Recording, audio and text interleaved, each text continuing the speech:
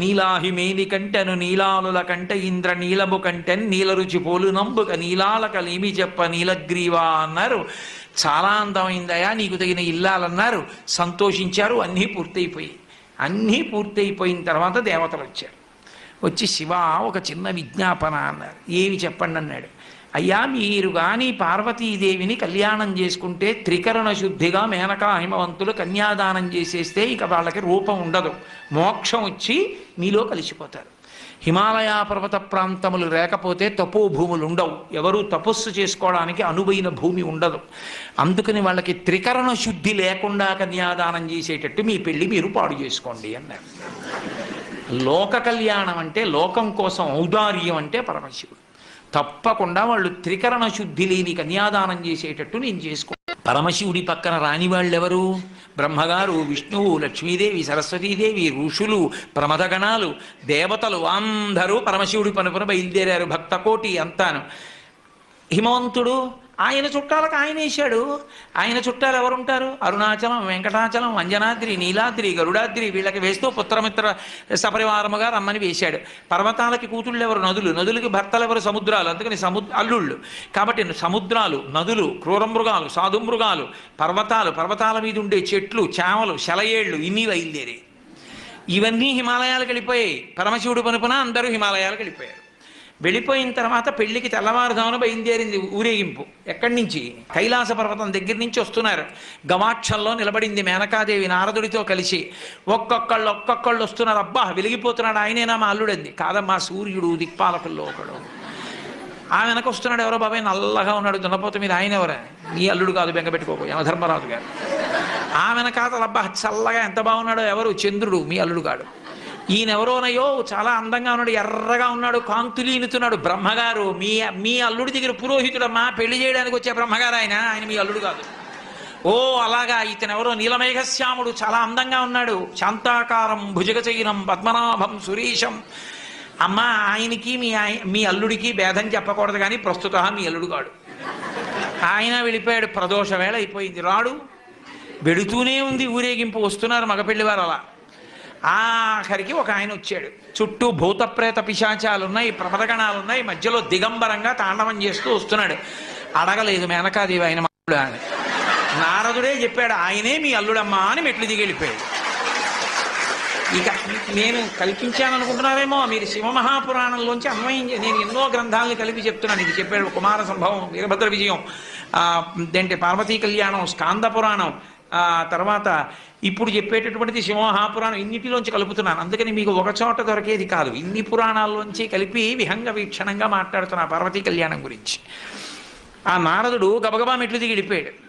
ఈవిడ గబగబా మెట్లు దిగి తిన్నగా పార్వతీ దగ్గరికి వెళ్ళింది. నిన్ను చంపినే చచ్చిపోతా, వాడా దొరికాడు నీకు భర్త, తపస్సోట. రేపు పొద్దున్న పెళ్లిపీటల మీదకి వచ్చి కూర్చుంటే కాళ్ళు ఎలా కడగడం, కన్యాదానం ఎలా చేయడం, ఆడల్లుడు ఏమిటే అని పెద్ద గొడవ మొదలెట్టాడు. నానా అల్లరైంది. నారదుడు వచ్చాడు, బ్రహ్మగారు వచ్చారు, విష్ణు వచ్చారు. ఎంత నచ్చ చెప్తే మాత్రం ఆవిడ వింటుంది? ఆవిడ వినలేదు.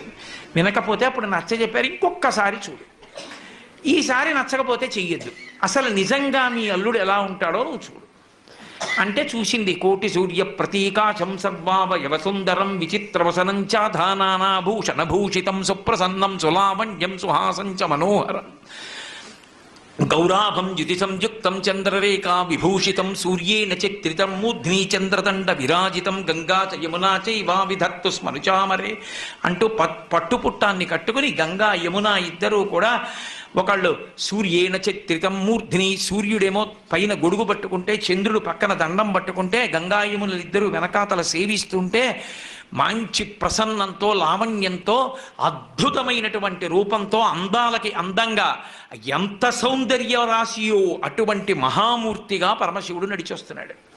చూసింది, అబ్బా ఈయన మా అల్లుడు, కన్యాదానం చేస్తానంది అంది. కానీ అలా కనబడితే ఎప్పుడైనా అలా కనపడడమ్మా, ఒక ప్రయోజనానికి కనపడ్డాడు.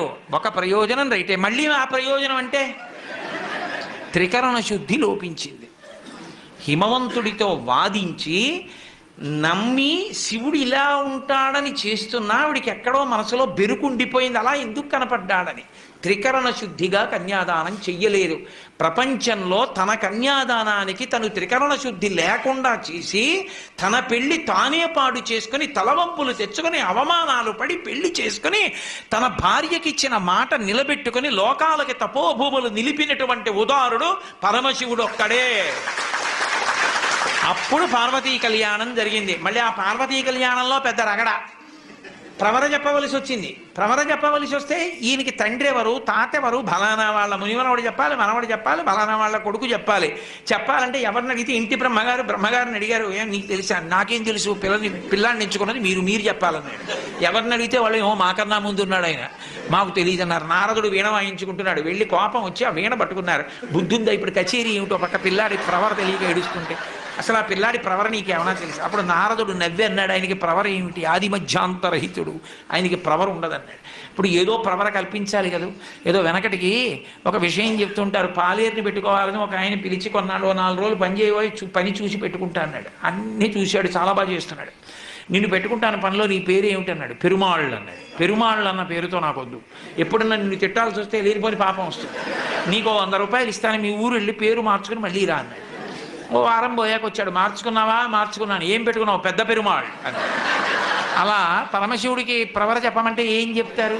అందుకు నిర్గుణ నిరంజన నిరాఖ్యాత నిరామయ నిర్వికల్ప పంచారుషేయ ప్రవరాన్విత పరమశివ గోత్రస్య పరమశివ శర్మణో నప్త్రే అన్నారు. అని విశ్వేశ్వర శర్మణ పౌత్రాయ సుందర శివ శర్మణ పుత్రాయ అని విశ్వనాథ శర్మణే వరాయ అఖిలాండకోటి బ్రహ్మాండ నాయకాయ తత్వమర్థస్వరూపాయ సకల భక్తార్తి భంజనాయ కైలాసపర నివాసాయ విశ్వేశ్వర శర్మణే వరాయ అని ఆఖరికి ఆయనకి పరమశివుడి పౌత్రుడు. ఆయన పేర్లే మార్చి కొంచెం కొన్ని పేర్లు ముత్తాత చేశారు, కొన్ని పేర్లు తండ్రి చేసి ఆయన్నే పెళ్లి కొడుకుని చేశారు. చేసి అమ్మవారి దగ్గరికి వచ్చేసేపటికి కాశ్యపావత్సార నైధృతత్రయారుషేయ ప్రవరాన్విత కాశ్యపసగోత్రస్య కాశ్యపసగోత్రంలో పుట్టినటువంటి అమ్మవారు అని చెప్పి ఆ అమ్మవారికి మొట్టమొదట ఎవరి యొక్క మునిమనవరాలు అంటే ఆమె కోలాహల శర్మణో నప్త్రి, కోలాహల పర్వతం అనేటటువంటి దానికి ఆమె మునిమనవరాలు.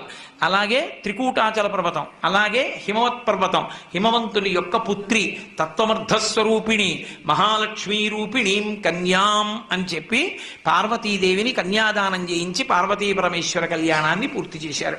ఈలోగా శ్రీ మహావిష్ణువు పరిగెత్తుకొచ్చి అయ్యో ఉపద్రవం జరిగిందని, స్వామీ శంకర కంకణోరగపతి సంపూజ్య బృందారక కామధ్వంసక ఎల్లలోకములు మీ కళ్యాణముం చూడస ప్రేమం చనుదించియుండుటను చేసి మహావ్రేగై భరంభోర్వక ఈ ధరణీ చక్రము కృంగే సమతం పొందించి రక్షింపవే అన్నాడు. పర్వతాలు, సముద్రాలు, నదులు ఇన్నొచ్చేసాయి, దేవతాగణాలు వచ్చేసాయి, భూమి కుంగిపోతోంది. మీ కళ్యాణానికి ఇంతమంది రావడంలో అటు బరువు తగ్గింది, ఇటు బరువు ఎక్కువైంది, అయ్యా ఈ భూమిని రక్షించండి అన్నారు. వెంటనే అగస్త్య బ్రహ్మని పిలిచి, మహానుభావ అగస్త్య, నువ్వు ఒక్కడివే అంతటి శక్తివంతుడివి, నువ్వు దక్షిణ దేశానికి వెళ్ళిపోతే ఈ భూమండలం నిలబడుతుందని అగస్త్యుణ్ణి దక్షిణ దేశానికి పంపించారు. అక్కడతో భూమి సమత్వాన్ని పొందింది. పార్వతీ పరమేశ్వరుల యొక్క కళ్యాణం పూర్తయింది.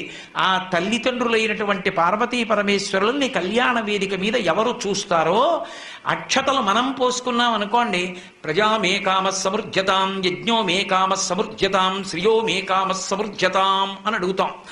నాకు ఐశ్వర్యము కలుగుగాక, సంతానము కలుగుగాక, అలాగే యజ్ఞములు చేసేటటువంటి అధికారము కలుగుగాక, నాకు అటువంటి అదృష్టము కలుగుగాక అని. పార్వతీ పరమేశ్వరులు కళ్యాణం చేసుకున్నప్పుడు ఒండురుల యొక్క శిరస్సుల మీద పోసుకున్నటువంటి శ్వేతాక్షతల్ని ప్రసాదంగా తీసుకుని అవి మన శిరస్సు మీద పోసుకుంటే పెళ్లి కాని వారికి పెళ్ళి అవుతుంది, పిల్లలు లేని వారికి పిల్లలు పుడతారు, ప్రమాదాలు పొంచి ఉన్న వారికి తప్పిపోతాయి, సమస్త లోకాలు సుఖంగా ఉంటాయి. ఒక్కసారి పార్వతీ పరమేశ్వర కళ్యాణం చేస్తే ఆ మంత్రముల యొక్క ప్రకంపనలు వాతావరణంలోకి ప్రవేశించినటువంటి కారణం